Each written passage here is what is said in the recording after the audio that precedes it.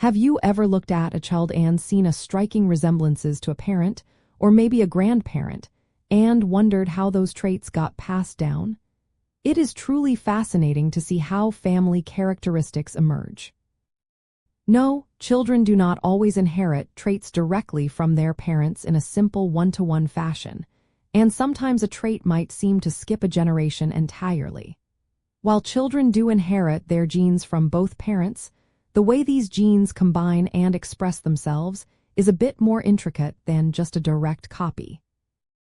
The core reason behind this lies in how genetic material, or DNA, is passed on. Each parent contributes half of their genetic information to their child. Think of it like shuffling two decks of cards together and then dealing a new hand. The new hand will have cards from both decks, but it will be a unique combination. Some traits are determined by dominant genes, meaning only one copy is needed for the trait to appear. Other traits are recessive, requiring two copies of the gene, one from each parent, to be expressed. Additionally, many traits are influenced by multiple genes working together, known as polygenic traits, and even environmental factors can play a significant role. To understand this, you can observe your own family. Notice how a child might have your color but their grandparents' hair texture, or perhaps a skill that seems to come from a distant relative. It is a wonderful puzzle to explore.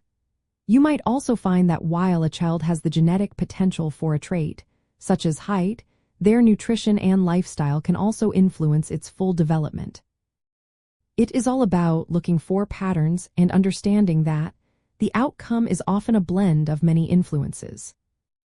It is helpful to know the difference between a genotype and a phenotype. A person's genotype is their complete genetic makeup, the blueprint inherited from their parents. Their phenotype, on the other hand, is the observable traits, the characteristics we can actually see or measure. Sometimes, a person might carry a gene part of their genotype, but not display the trait. It is not part of their phenotype. This is often the case with recessive traits. Furthermore, the field of epigenetics shows us that environmental factors can actually switch genes on or off, affecting how traits are expressed without changing the underlying DNA sequence itself. Understanding that inheritance is a complex, dynamic process helps us appreciate the incredible individuality of every child. It is a beautiful dance of genes and environment that makes each person truly unique, reflecting bits and pieces of their family history while also forging their own distinct identity. This perspective encourages us to celebrate not just the similarities, but also the wonderful differences within families.